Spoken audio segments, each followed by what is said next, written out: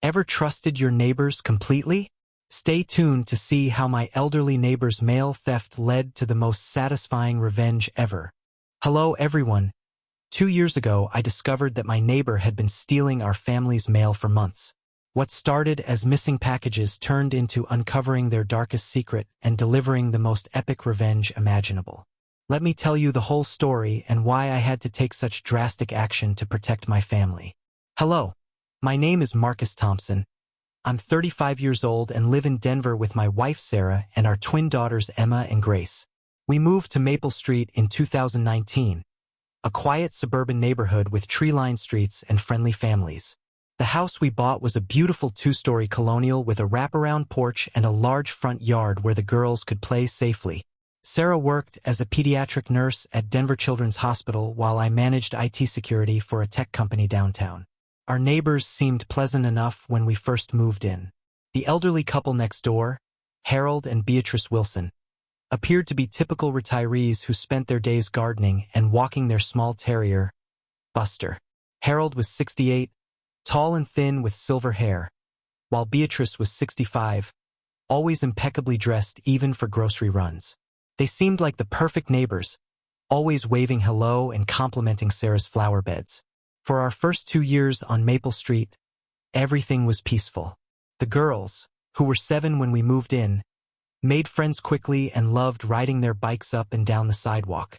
Emma was more outgoing, always the first to greet neighbors, while Grace was quieter but incredibly observant.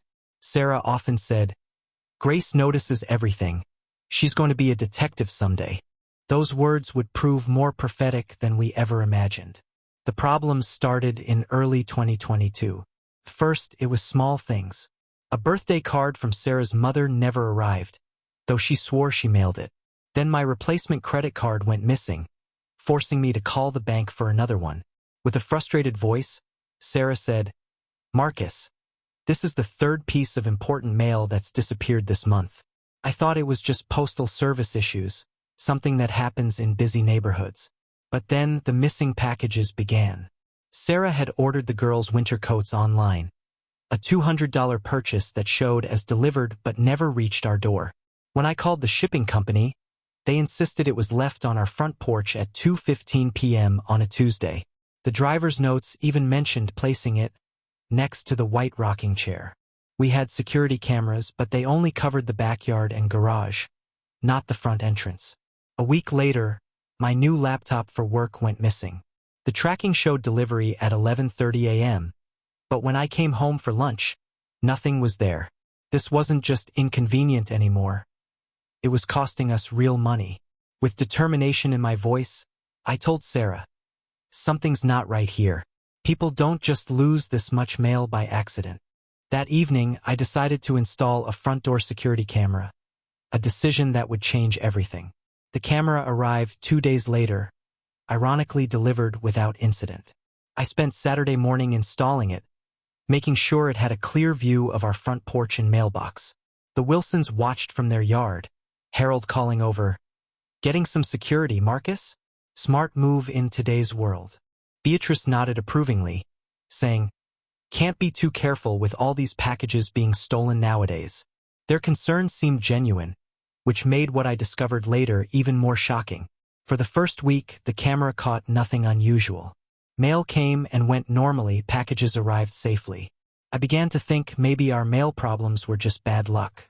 But then, on a Thursday afternoon while reviewing the footage, I saw something that made my blood run cold. At 1:45 p.m., Harold Wilson walked casually up our driveway, looked around to make sure no one was watching, and took a package from our front porch. He didn't hurry or act nervous.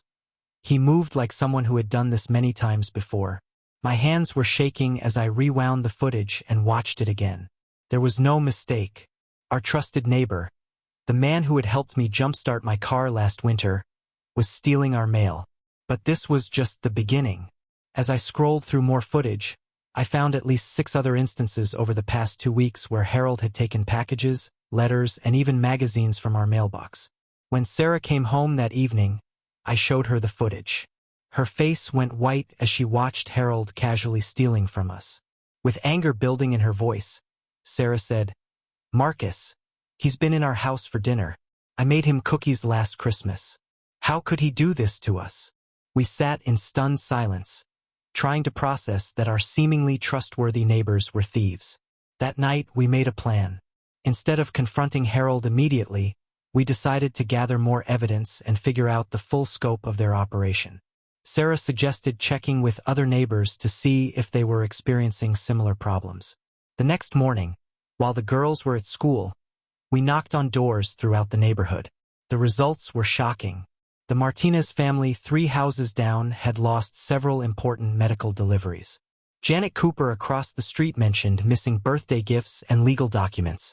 The young couple next to them, the Johnsons, had been dealing with disappearing packages for months. As we gathered more information, a clear pattern emerged. The Wilsons were systematically stealing mail from at least 6 families on our street. But what were they doing with everything? Harold and Beatrice lived comfortably on their retirement savings and Social Security. They didn't seem to need money, and I had never seen them using or wearing anything that could have come from stolen packages. With curiosity burning inside me, I told Sarah, "There's something bigger going on here. People don't steal this much mail just for fun." The breakthrough came 2 weeks later. Grace, my observant 9-year-old daughter, came running into the house after playing outside. With excitement in her voice, Grace said, "Daddy, I saw Mr. Wilson putting lots of boxes in his garage, and they had other people's names on them." When I asked her to explain, Grace described seeing Harold carrying armfuls of packages into his garage, many with shipping labels she could read from our backyard. That evening, after the girls were asleep, Sarah and I decided to investigate. The Wilsons' garage had small windows on the side facing our property. Using a flashlight, I carefully peered through the dusty glass. What I saw inside made me gasp. The garage was filled with boxes, packages, and mail sorted into neat piles. There were towers of unopened packages, bins full of letters, and even a small desk with what looked like personal information spreadsheets. But the most disturbing discovery was yet to come. On the desk, I could make out documents with credit card numbers, Social Security numbers, and bank account information. The Wilsons weren't just stealing mail. They were running a full-scale identity theft operation. They were opening financial documents, stealing credit cards, and using people's personal information for fraud. The elderly couple who brought us homemade cookies were sophisticated criminals. The next morning, I called the police. Detective Lisa Chung arrived within an hour, a sharp woman in her 40s with 20 years of experience in financial crimes. After I showed her the security footage and explained what Grace had seen, Detective Chung said, "Mr. Thompson, this sounds like a major mail theft and identity fraud case. We'll need to coordinate with postal inspectors and possibly the FBI." Hearing that made me realize just how serious this situation had become. Detective Chung advised us to continue acting normally while they built their case. For the next week, we pretended everything was fine, waving to the Wilsons and making small talk. It was incredibly difficult, especially when Beatrice brought over fresh bread and asked about the girls' school activities. With a fake smile, Sarah said, "They're doing wonderful. Thank you for asking." Meanwhile, we were documenting every interaction and providing evidence to law enforcement. The investigation moved quickly once postal inspectors got involved. They discovered that the Wilsons had been stealing mail for over 3 years, not just from our neighborhood but from 2 other areas of Denver as well. They had created fake identities, opened credit cards in victims' names, and stolen thousands of dollars.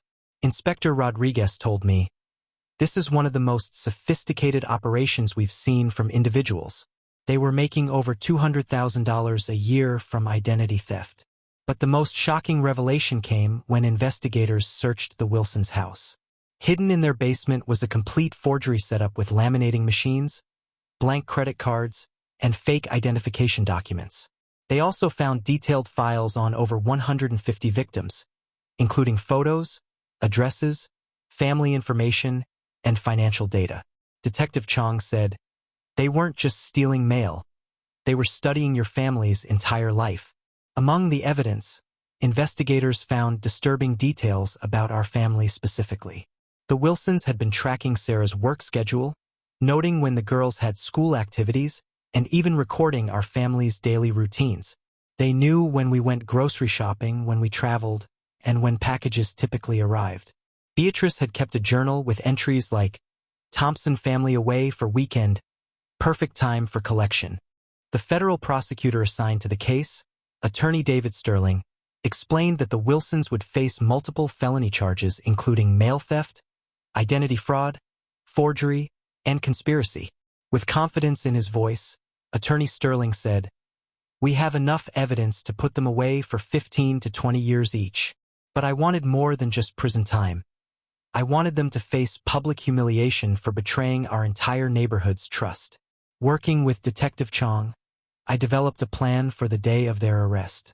Instead of a quiet takedown, we coordinated with local news stations to be present when federal agents executed the search warrant.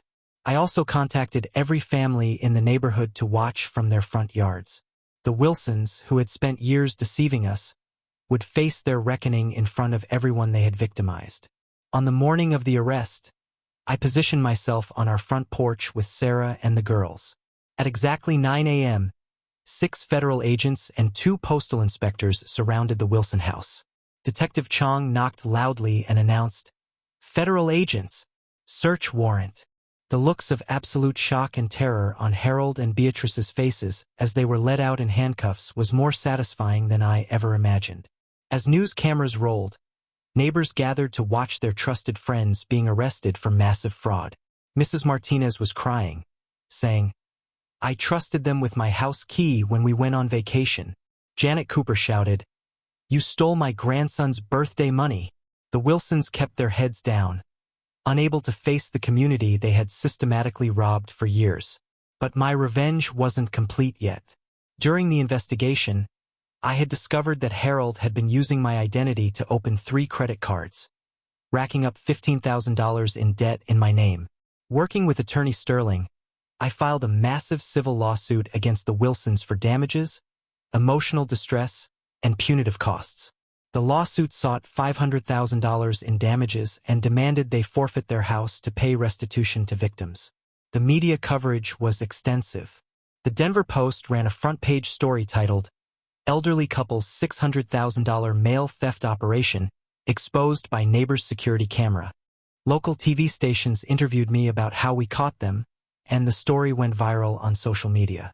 The Wilsons, who had maintained their reputation as respected community members, were now infamous criminals whose mugshots were seen by millions.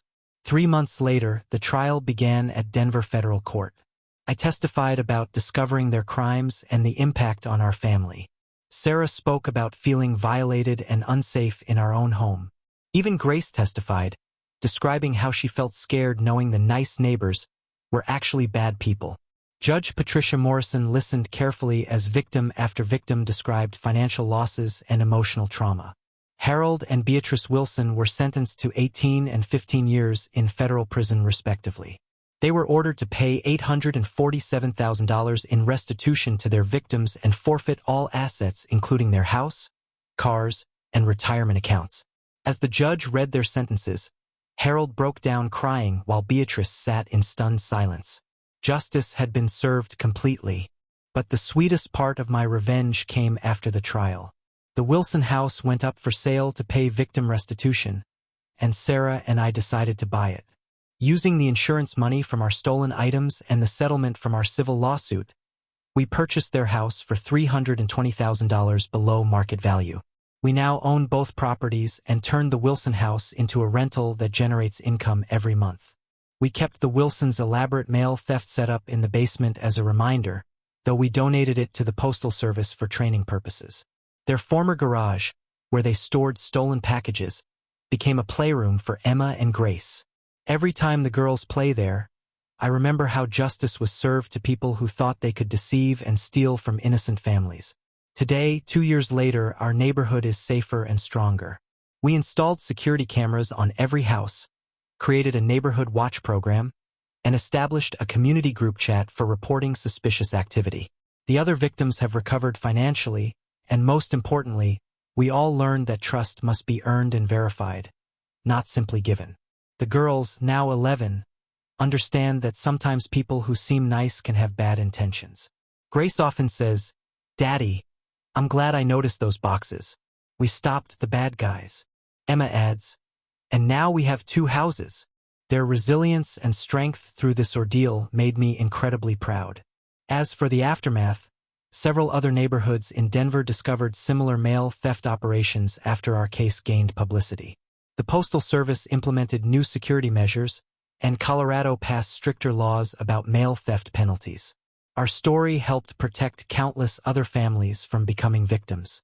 Every morning when I check our mail, I remember how close we came to being completely financially destroyed by people we trusted.